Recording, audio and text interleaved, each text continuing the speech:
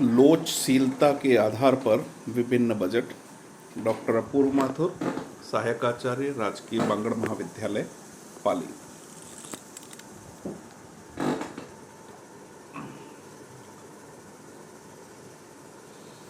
लोचशीलता के आधार पर बजट दो प्रकार का होता है, स्थिर बजट एवं लोचशील बजट।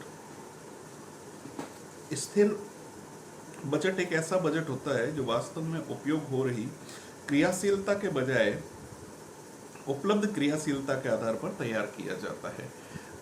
वास्तव में यदि कहा जाए कारखाना कितने यूनिट का, कितनी मात्रा का उत्पादन कर सकता है, उसके आधार पर बजट तैयार किया जाता है, उसे स्थिर बजट कहते हैं। वास्तव में कितना उत्पादन हो रहा है उसके आधार पर बजट तैयार नहीं किया जाता है और विद्यमान क्रियाशीलता के स्तर की दृष्टि से अपरिवर्तित रहता है। स्थिर बजट इस अनुमान के आधार पर तैयार किया जाता है कि क्रियाशीलता एक निश्चित स्तर पर स्थिर रहेगी और उस स्तर पर के आधार पर समस्त खर्चों का अनुमान लगाकर बजट तैयार कर लिया जाता है। एक चीज थोड़ी सी समझने की है, एक कारखाना है जिसकी स्थापित क्षमता 10,000 इकाइयों की है। वर्तमान में वह 5,000 इकाइयों का उत्पादन कर रहा है।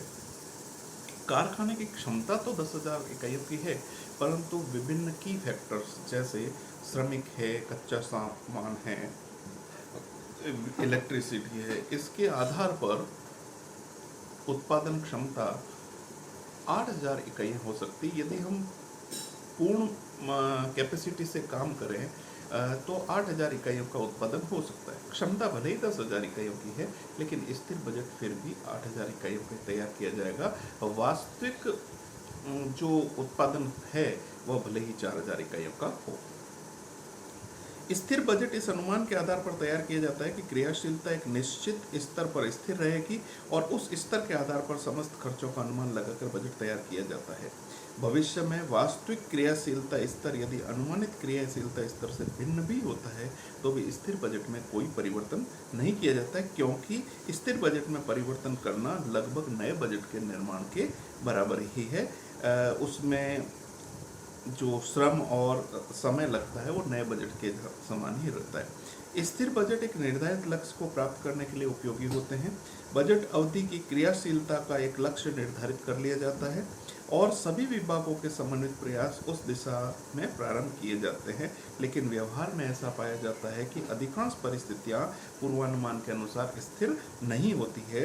ऐसी स्थिति में एक क्रियाशीलता स्तर के आधार पर बनाया गया बजट अप्रासंगिक हो जाता है। दूसरा हमारे पास बजट है लोचशील बजट। लोचशील बजट वह बजट होता है जो स्थिर, अर्ध परिवर्तनशील और परिवर्तनशील लागतों में अंतर करते हुए इस प्रकार से तैयार किया जाता है कि यह वास्तविक प्राप्त क्रियाशीलता के अनुसार स्वतः परिवर्तित हो जाए। जैसे जब हम बजट बनाते हैं तो एक्टिविटी जो लेवल है वो 50%, 60%, 70%, 80%, 90%, 100%, इस प्रकार से एक टेबुलर फॉर्म में बनाते हैं ताकि जिस भी स्तर पर यदि उत्पादन हो रहा है उसके मैच के आधार पर बजट स्वतः परिवर्तित हो जाएगा। यह एक ऐसा बजट है जो क्रियाशीलता का वास्तविक स्तर चाहे कुछ भी हो उसके लिए बजट अनुमान उपलब्ध कराता है। ये एडवांस में तैयार हो जाता है, बजट अनुमान उपलब्ध है। लोचशील बजट बनाने की परिस्थितियां। लोचशील बजट कब बनाया जाता है?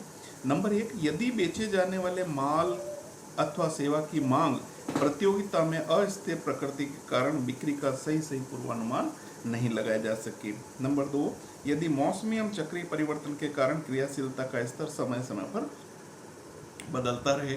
नंबर 3, यदि संस्था नई है अथवा उत्पादन नया है और इस कारण पुराने अनुभव के आधार पर मांग का सही अनुमान नहीं लगाया जाता है तो भी हम क्रियाशील बजट बनाएंगे, लोचशील बजट बनाएंगे। जहां मांग पर फैशन के परिवर्तन का प्रभाव पड़ता हो, जहां प्रतिद्वंदियों के संबंध में अनुमान लगाना कठिन हो, जहां उत्पादन के साधनों की आपूर्ति जैसे विद्युत, कच्चा माल इत्यादि अनिश्चित हो, यदि उत्पादन का बहुत बड़ा भाग निर्यात किया जाता हो तथा यदि आर्थिक एवं राजनीतिक अस्थिरता के कारण मांग के संबंध में पूर्वानुमान लगाना कठिन हो। तो ऐसी स्थिति में जहां पूर्वानुमान सही नहीं लगाया जा सकता या संदिग्ध होता है पूर्वानुमान हमारा सही होगा या नहीं होगा, ऐसी स्थिति में हम लोचशील बजट बनाना है। लोचशील बजट बनाने से क्या लाभ होता है? नंबर 1,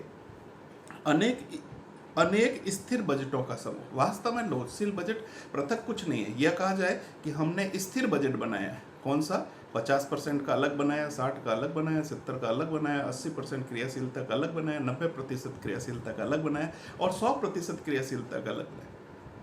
6 स्थिर बजट है। यदि हम इन 6 स्थिर बजट को एक साथ एक फॉर्म के अंदर लगेंगे तो वो हमारा लोचशील बजट हो जाएगा। यानी विभिन्न प्रकार के स्थिर बजट जो बनाए हैं उनका समग्र रूप ही लोचशील बजट होता है। वास्तव में लोचशील बजट एक ऐसा बजट होता है जो क्रियाशीलता के विभिन्न स्तरों पर स्थिर बजटों का समूह के रूप में धारण किया जाता है। अतः इससे स्थिर बजट के लाभ भी प्राप्त हो जाते हैं, लेकिन स्थिर बजट की कमजोरियां संस्था की लाभदायकता को प्रभावित नहीं करती है। दूसरा, लागत का सही अनुमान। स्थिर बजट में लागतों को स्थिर, अर्ध परिवर्तनशील और परिवर्तनशील लागतों में विभाजित करने की आवश्यकता नहीं पड़ती है, परंतु जब हम लोचशील बजट बनाते हैं तो उसमें स्थिर लागत, अर्ध परिवर्तनशील लागत और परिवर्तनशील लागतों को बांटकर लागतों का सही अनुमान लगाया जाता है। तो अन्य शब्दों में यह कहा जाए कि स्थिर बजट की तुलना में लोचशील बजट अधिक विश्वसनीय होता है। सही एवं प्रासंगिक बजट। व्यवहार में प्रत्येक व्यवसाय की परिस्थितियां जो है समय समय पर बदलती जाती है। हम वर्ष के प्रारंभ में किसी चीज का अनुमान लगाएंगे और 365 दिन तक पूरे वर्ष के रूप में यदि यह कहा जाए कि अनुमान 100% सही हो तो ऐसी कल्पना करना उचित नहीं होता है। अतः परिस्थितियां बदलती रहती है। हर परिस्थिति के आधार पर लोचशील बजट जो होता है वो हमारे पास खरा उतरता है। सही लाभ का अनुमान। लोचशील बजट के अंदर हम लागतों का स्थिर, अर्ध परिवर्तनशील और परिवर्तनशील भागों में विभाजन करते हैं, इसलिए लागत का सही अनुमान होता है। और जब लागत का सही अनुमान होगा तो लाभ का भी सही अनुमान प्राप्त होगा। उचित नियंत्रण। जब हम विभिन्न क्रियाशीलता स्तर का बजट पहले से तैयार कर लेंगे तो प्रत्येक प्रकार की दशाओं के लिए हमारे पास नियंत्रण के पहले से साधन मौजूद होंगे। अतः हम उसको उचित नियंत्रण करेंगे और जब उचित नियंत्रण होगा तो लागत स्वतः ही कम होगी और जब लागत कम होगी तो लाभ अधिक होगा। अनिश्चय की स्थिति का मुकाबला। यदि हमने जैसा कि अभी बात की है कि समय जो है वो पूर्वानुमान करना 100% संभव नहीं होता है, तो जब हमारे पास पूर्वानुमान 100% संभव नहीं होगा तो ऐसी स्थिति में हम व्यवसाय के अंदर प्रतिस्पर्धा का सही तरीके से सामना नहीं कर पाएंगे और ऐसी दशाओं में हम प्रतिस्पर्धी के मुकाबले पीछे रह जाएंगे। लेकिन यदि आपके पास लोचशील बजट है तो अनिश्चय की प्रत्येक स्थिति के अंदर हमारे पास पहले से विकल्प मौजूद होंगे और ऐसी स्थिति के अंदर हम ज़्यादा अच्छी तरह से सर्वाइव कर पाएंगे। लोचशील बजट बनाने की प्रक्रिया। लोचशील बजट बनाने के लिए सर्वप्रथम हम क्रियाशीलता के विभिन्न स्तरों का निर्धारण करते हैं। किस क्षमता पर कितना उत्पादन होना है, कितना उत्पादन संभवना है। परिवर्तनशील व्ययों का निर्धारण। व्यय जो हैं उनको हम 3 भागों में बांटेंगे। नंबर पहला परिवर्तनशील व्यय, उनको हम अलग रखेंगे जो पूर्णतः शुद्ध वेरिएबल एक्सपेंसेस है उसके अलावा। उसके बाद हम स्थिर व्ययों का निर्धारण करेंगे। ऐसे व्यय जो समय के आधार पर परिवर्तित होते हैं, उत्पादन के आधार पर परिवर्तित नहीं होते हैं, वो स्थिर व्यय होते हैं, उनका हम पृथक से निर्धारण करेंगे। इनके बाद बचे हुए व्यय जो न तो परिवर्तनशील व्यय है न स्थिर व्यय है, उत्पादन के विभिन्न स्तरों पर अलग अलग तरीके से उनका व्यवहार होता है, उन्हें हम अर्ध परिवर्तनशील व्यय कहेंगे और उन अर्ध परिवर्तनशील व्ययों का हम निर्धारण करेंगे। कुल लागत एवं लाभ का निर्धारण करेंगे। लोचशील बजट बनाने की विधियां। लोचशील बजट बनाने की 3 विधियां हैं: बहुक्रियाशील या सारणिक विधि, सूत्र या अनुपात विधि और ग्राफिक विधि। बहुक्रियाशील विधि या सारणी विधि, जैसा कि अभी हमने पहले भी बात किया था, डिस्कस किया था, विभिन्न स्तर के स्थिर बजट को यदि एक समूह के रूप में पेश किया जाता है तो वह लोचशील बजट होता है। वह बहुसारणिक विधि, इसमें एक तरफ हम विवरण का कॉलम होता है, उस विवरण के कॉलम के अंदर हम विभिन्न मदों को लिखते हैं और राइट हैंड साइड के अंदर क्रियाशीलता के विभिन्न स्तर 50%, 60%, 70%, 80%, जितने स्तरों का बजट बनाना होता है वो हम लिख लेते हैं। सूत्र या अनुपात विधि।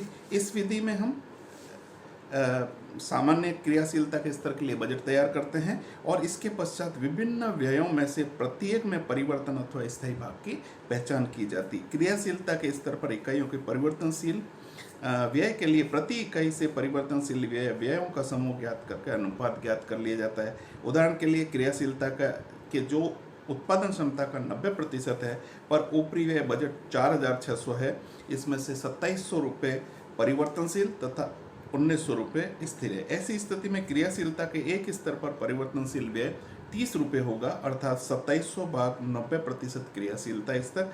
अब यदि वास्तविक क्रियाशीलता स्तर 90% है तो हम 1,900 रुपये तो स्थिर व्यय लेंगे और क्रियाशीलता के स्तर पर प्रत्येक 1% के लिए 30 रुपये की गणना कर लेंगे। ये हमारे पास बजट की होगी। न्यूनतम वर्ग विधि इत्यादि हमने काफ़ी विधियाँ पिछली कक्षाओं में पढ़ी है, उसके आधार पर हम गणना करते हैं। तीसरी विधि हमारे पास है ग्राफिक विधि। इस विधि के अंदर हम लोचशील बजट के लिए एक समीकरण बना लेंगे और समीकरण को ग्राफ बना लेंगे। एक एक्स अक्ष बनाएंगे, एक वाई अक्ष बनाएंगे। एक्स अक्ष पर हम क्या करेंगे, लेवल ऑफ एक्टिविटीज़ यानी यूनिट कितने उत्पादन करने हैं, और वाई अक्ष पर कुल लागत का अनुमान लिख लेंगे। इसके बाद विभिन्न प्रकार की जो स्थिर लागत, परिवर्तनशील लागत और कुल लागत, इन सभी लागतों को हम ग्राफ पे दिखाएंगे और जिसके पश्चात हम उत्पादन की मात्रा के आधार पर लंब डालेंगे और लंब डाल कुल लागत की रेखा पर लंब डालेंगे और उसके आधार पर हम उत्पादन की मात्रा का निर्धारण कर पाएंगे। धन्यवाद।